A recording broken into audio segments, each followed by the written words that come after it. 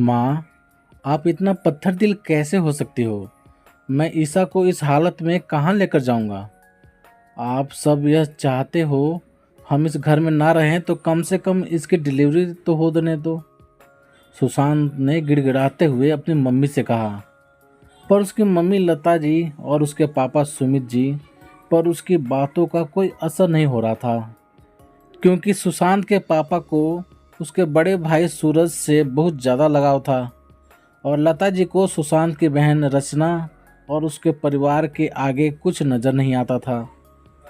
सुशांत की अपने भाई के साथ बिजनेस को लेकर कुछ कहा सुनी हो गई तो लता जी और सुमित जी ने सुशांत को अपने पत्नी के साथ घर छोड़कर जाने को कह दिया, क्योंकि सूरज ने सुमित जी से कह दिया था या तो इस घर में ये रहेगा या मैं रहूँगा।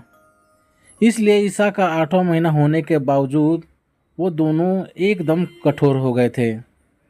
ऐसे मुश्किल समय में ईसा के मायके वालों ने ईसा का साथ दिया। वो बच्चा होने के 2 महीने बाद तक अपने पीहर में ही रही। उसके बाद सुशांत उसे लेकर किराए के घर में शिफ्ट हो गया। बिजनेस में भी मामूली सा हिस्सा ही मिला था सुशांत को। वो जैसे तैसे अपने परिवार का पालन पोषण करता रहा। उसके माता पिता और भाई बहन ने उससे अपने सारे संबंध खत्म कर दिए। ऐसे ही कुछ समय बीत गया। सब कुछ इतना आसानी से मिल जाए तो उसे संभालना मुश्किल हो जाता है। ऐसा ही कुछ सूरज के साथ हुआ। उसने सारा पैसा अपने अय्यासी में उड़ा दिया और बिजनेस में बहुत बड़ा घाटा हो गया।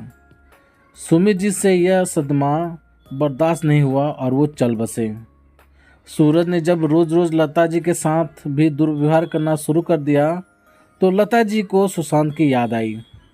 कहते हैं ना, दयालु व्यक्ति ही सबसे ज़्यादा झेलता है। सुशांत और ईसा को उनके ऊपर तरस आ गया और लता जी सुशांत के साथ रहने लगी। पर अभी भी वो सुशांत के पीछे से ईसा को ताने मारती रहती थी और घर के कामों में भी जरा सा हाथ नहीं बटाती थी। एक दिन उन्हें अचानक से बैठे बैठे दिल का दौरा पड़ गया। हॉस्पिटल में अपनी अंतिम सांसें गिनती लता जी अपने बड़े बेटे के इंतजार में आंखें बिछाए बैठी थी। जब उसने फ़ोन पर कह दिया, माँ ऑफिस का बहुत ज़रूरी काम आ गया है, अभी कुछ देर बाद आता हूँ, बेचारी यह कह पाती कि बेटा कुछ देर बाद पता नहीं मैं रहूँ या ना रहूँ, उससे पहले ही उनका बेटा फ़ोन काट चुका था। लता जी भी जानती थी अपने पापों का प्रायश्चित करने का यह आखिरी मौका है, इसलिए रह रहकर अपने सुशांत और ईसा से अपने द्वारा उनके ऊपर किए गए जुल्मों की माफ़ी मांग रही थी। अपनी माँ को ऐसी हालत में देख परेशान सा सुशांत अपनी माँ से भर्राए गले से बोला, माँ बस आप ठीक हो जाओ और मुझे कुछ नहीं चाहिए। ईसा ने भी उन्हें समझाते हुए कहा, मम्मी जी जो हो चुका उसे भूल जाइए। हम आपको माफ़ करने वाले कौन होते हैं? ऊपर वाले के पास सबका लेखा जोखा होता है और हमारा सबसे बड़ा प्रायश्चित हमें हमारी भूल का एहसास होना होता है।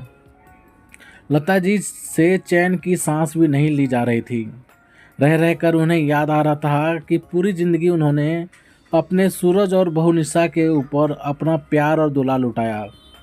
घर में नियम कानून भी दोनों बेटों के लिए अलग अलग बना रखे थे। सुशांत और ईसा अपने ही घर में अजनबी महसूस कर रहे थे। यहाँ तक कि लता जी ने कभी भी ईसा के बीमार होने पर उसकी देखभाल नहीं की, फिर भी लता जी के मुश्किल समय में हमेशा ईसा ही उनके काम आई। लता जी के बाकी दोनों बच्चों के पास तो उनसे मिलने आने की भी फुर्सत ही नहीं थी। लता जी के कमरे के बाहर बैठी ईसा सोच रही थी, कैसे पूरी ज़िंदगी मम्मी जी ने मेरे साथ अन्याय किया, यहाँ तक कि पोते पोतियों में भी भेदभाव किया, पर आज क्यों सुशांत और मैं उनकी इतनी सेवा कर रहे हैं? क्या हमारी अच्छाई ही हमारे लिए मुश्किलें पैदा करती हैं?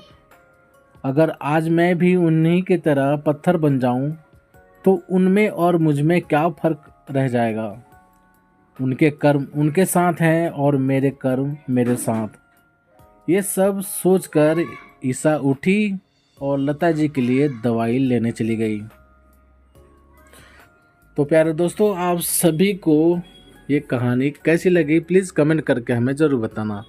यदि कहानी पसंद आई हो तो लाइक करना, शेयर करना और चैनल पर नए हो तो चैनल को सब्सक्राइब भी ज़रूर कर देना। तो चलिए दोस्तों, मिलते हैं आप सभी से एक और नई कहानी के साथ। तब तक लिए जय हिंद, वंदे मातरम।